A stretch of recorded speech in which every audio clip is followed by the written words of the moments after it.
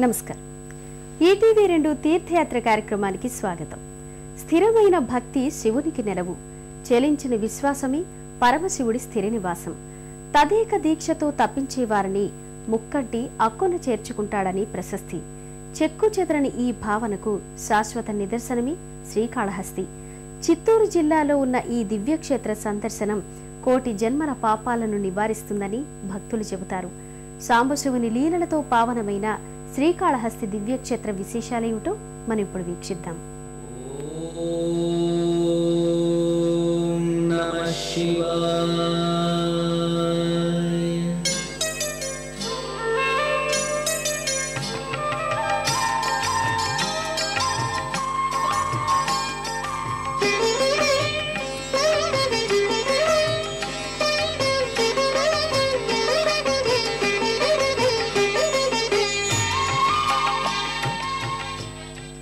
కరుణా సముద్రుడు, జగద్రక్షకుడు అయిన సాంబశివుడు మూగ జీవాలకు, మూఢ భక్తుడికి ముక్తిని అనుగ్రహించిన క్షేత్రం శ్రీకాళహస్తి.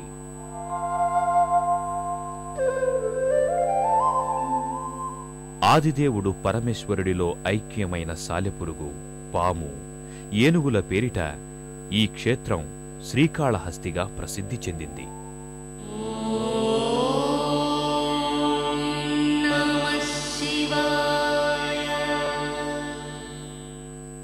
కరుణా సముద్రుడు, భక్తవత్సలుడు అయిన పరమశివుడు మూగజీవాలకు ముక్తిని ప్రసాదించిన దివ్యక్షేత్రం శ్రీకాళహస్తి.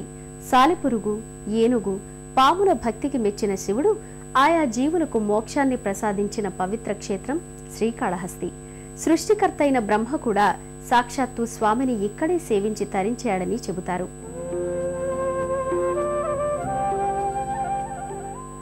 ప్రముఖ శివక్షేత్రాలలో ఒకటిగా, దక్షిణ కాశీగా పేరుగాంచిన ఈ క్షేత్రంలోని పంచముఖేశ్వరుని సృష్టికర్త చతుర్ముఖుడు బ్రహ్మ ఆరాధించి తరించాడని పురాణాల ద్వారా అవగతమవుతోంది. ఈ క్షేత్రం యుగానికో పేరుతో వర్ధిల్లిందని చెబుతారు. కృతయుగంలో బ్రహ్మపురమని, త్రేతాయుగంలో విష్ణుపురమని, ద్వాపరయుగంలో నారదపురమని, కలియుగంలో వరుణపురమని ఈ క్షేత్రం వినుతికెక్కిందని చెబుతారు. సాక్షాత్తు శ్రీకాళహస్తీశ్వరుడు జ్ఞాన ప్రసూనాంబ అమ్మవారితో కొలువు తీరిన ఈ క్షేత్రం చిత్తూరు జిల్లాలో తిరుపతికి 40 కిలోమీటర్ల దూరంలో ఉంది.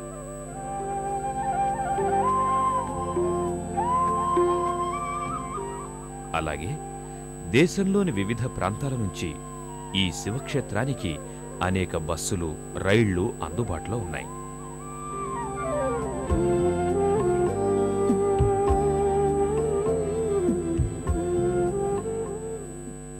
సువర్ణముఖి నది తూర్పు తీరాన ఉన్న శ్రీకాళహస్తి క్షేత్రానికి పౌరాణిక ప్రాధాన్యతతో పాటు చారిత్రక ప్రాధాన్యం కూడా ఉంది. శ్రీకాళహస్తీశ్వర స్వామి ఆలయ అభివృద్ధికి ఎందరో రాజులు, జమీందారులు తమ వంతు కృషి చేశారు. శ్రీకృష్ణదేవరాయలు ఇక్కడ స్వామివారికి అనేక మాన్యాలిచ్చినట్లు చారిత్రక ఆధారాల ద్వారా తెలుస్తోంది. శ్రీకాళహస్తి సువర్ణముఖి నదికి తూర్పు తీరాన ఉన్న అతి ప్రాచీనమైన పట్టణం. పూర్వము శ్రీకాళహస్తికి దామర్ల వంశపు రాజులు పాలకులుగా ఉన్నట్లు తెలుస్తోంది.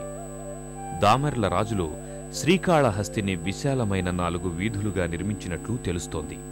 అటు తరువాత కొందరు పల్లవరాజులు ఆలయ ప్రాకారాల్ని పెంచి ముఖద్వారాలు నిర్మించినట్లు తెలుస్తోంది. పల్లవుల శిల్పకళ నేటికి ఆలయ ప్రాకారాలు, స్తంభాలపై దర్శనమిస్తోంది. పల్లవుల అనంతరం చోళరాజుల కాలంలో దేవాలయం కొంత మార్పులకు, చేర్పులకు గురైంది. చోళుల శిల్ప లక్షణాలు కూడా ఈ ఆలయ ప్రాకారాల మీద దర్శనమిస్తాయి. అలాగే 11వ శతాబ్దంలో కులోత్తుంగ చోళదేవుడు ఈ ఆలయాన్ని తిరిగి పునరుద్ధరించినట్టు తెలుస్తోంది. శ్రీకృష్ణదేవరాయలు కళింగ దేశంపై దండెత్తిన కాలంలో శ్రీకాళహస్తిలో కొన్ని కట్టడాలను, మంటపాలను, దేవాలయం నుంచి కన్నప్ప గుడికి మెట్లను నిర్మించినట్టు తెలుస్తోంది.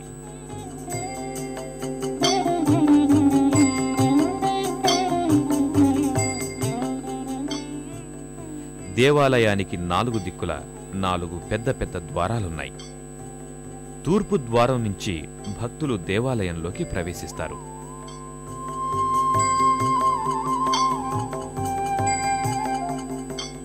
పూర్వం రాజులు స్థాపించిన చిన్న చిన్న శివలింగాలు దర్శనమిస్తాయి. దానికి సమీపంలో పాతాళ విఘ్నేశ్వరాలయం దర్శనమిస్తుంది. ఇది దాదాపు 30 మెట్ల లోతున భూమిలో ఉంది. పూర్వం ఇక్కడ మహర్షులు తపస్సు చేశారని చెబుతారు.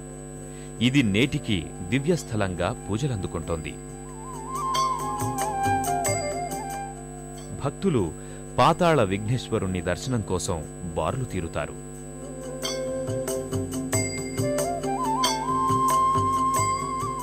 ఆలయం వెలుపల విఘ్నేశ్వరుని ప్రతిమకు ధూపదీప నైవేద్యాలను సమర్పించుకొని తమ భక్తిని ప్రదర్శిస్తారు.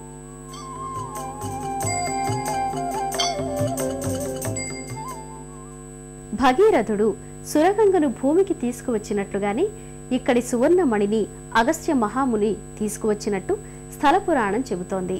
ఈ నదీ జలాలతోనే ఇక్కడ కొలువుతీరిన శివపార్వతులకు అభిషేకాలు జరుగుతాయి. అలాగే అగస్త్య మహర్షి ఇక్కడ ఘోర తపస్సు చేసి ముక్తి పొందడం వల్ల ఇది అగస్త్య క్షేత్రమైంది. సింహద్వారానికి ఎదురుగా శ్రీ దక్షిణామూర్తి విగ్రహం దర్శనమిస్తుంది. ఈ దక్షిణామూర్తి స్వామి తన దర్శనానికి వచ్చే భక్తులకు శుభం చేస్తాడని చెబుతారు. అలాగే దక్షిణామూర్తి సందర్శన సర్వ పాపాలను హరిస్తుందని చెబుతారు. సింహద్వారమందలి కంచు కడపలు దాటి కొన్ని మెట్లు దిగి మరల ఎడమవైపుగా 3 మెట్లు ఎక్కితే సిద్ధి వినాయకాలయం దర్శనమిస్తుంది.